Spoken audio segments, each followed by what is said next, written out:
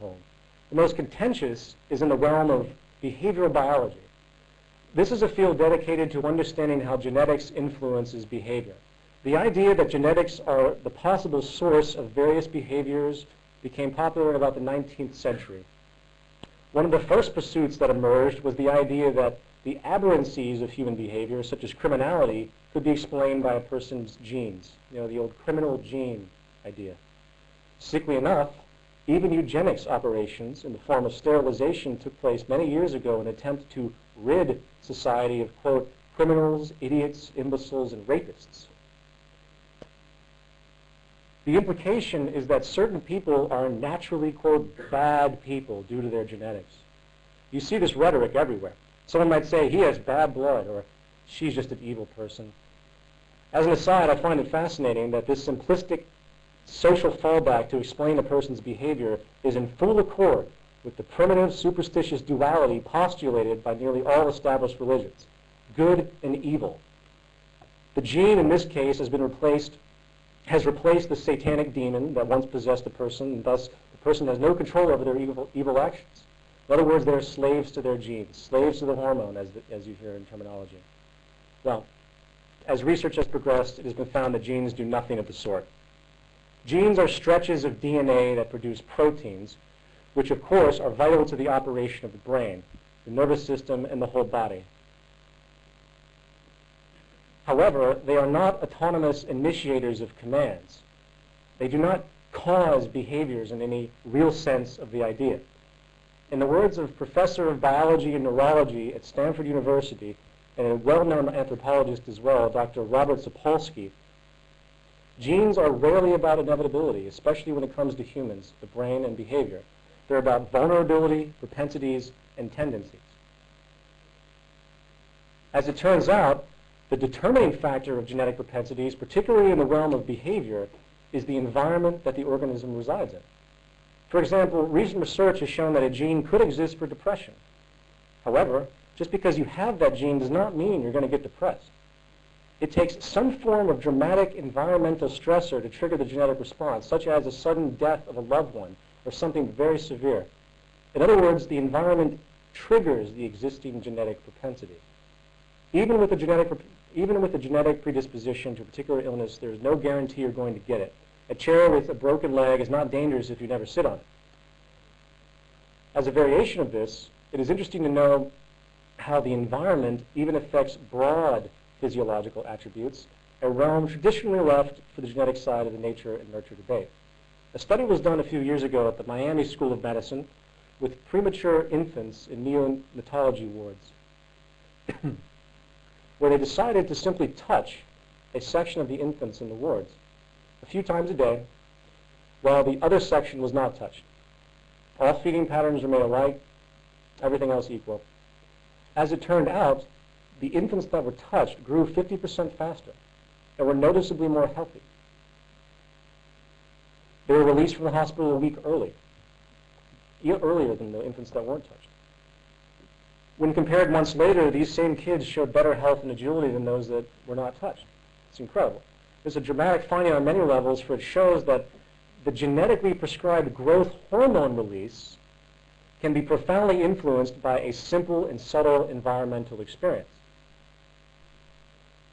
Furthermore, the environment can not only trigger genetic propensities or influence their extent, it can override them to a certain degree.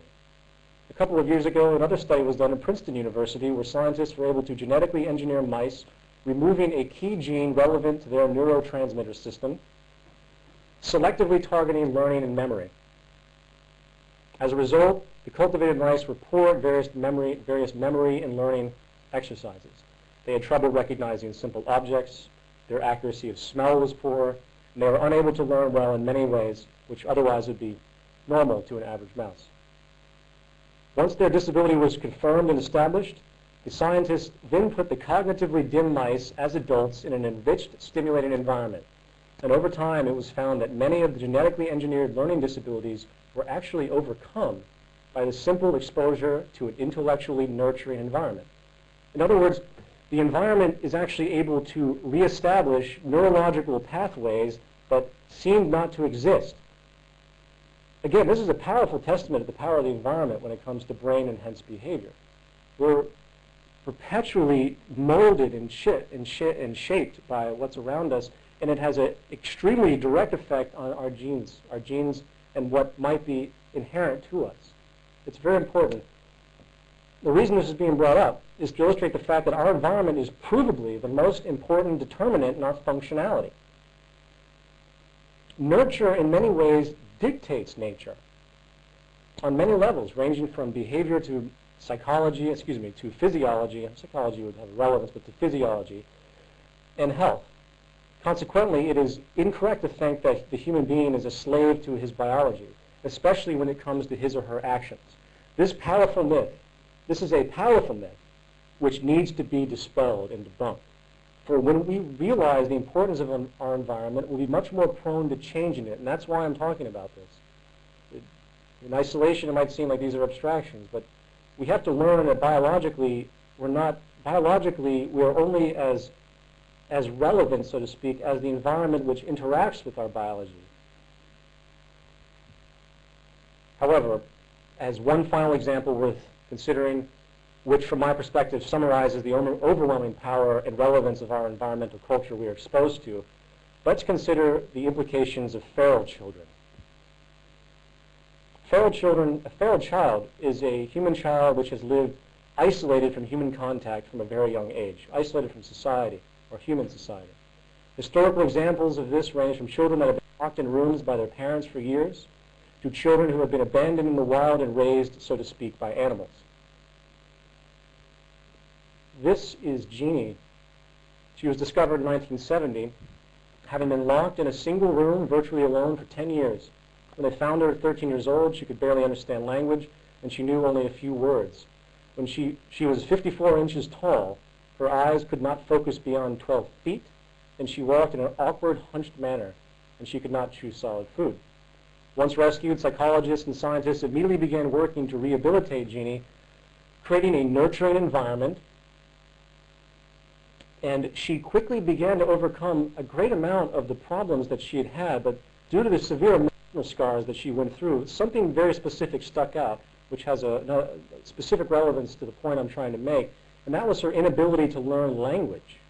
While humans obviously have a genetic predisposition for language, it is cases like this that show how the environment does not, if the environment does not engage those propensities at a certain point in time, usually in youth, or always in youth, then those language capabilities will not form. In fact, it appears that, it requires the environment to stimulate the effect. And that's a very important thing, and I'm going to keep reiterating that. This young girl was rescued in May of this year in Russia. She was locked in a room with dogs and cats for several years, causing her to behave like an animal. She could not speak. She lapped up her food and drink with her tongue, and she walked on all fours. She was 5 years old when they found her, but her physical size was only two of a 2-year-old. This is fascinating, apart from being horrific. It's the fact that feral children, they can pick up and imitate things in their environment that to us would seem absolutely unhuman. This is a girl named Oksana Malaya. She was also extremely neglected and ended up spending the majority of her childhood between the ages of 3 and 8, 5 years, living with dogs in the back of the family home.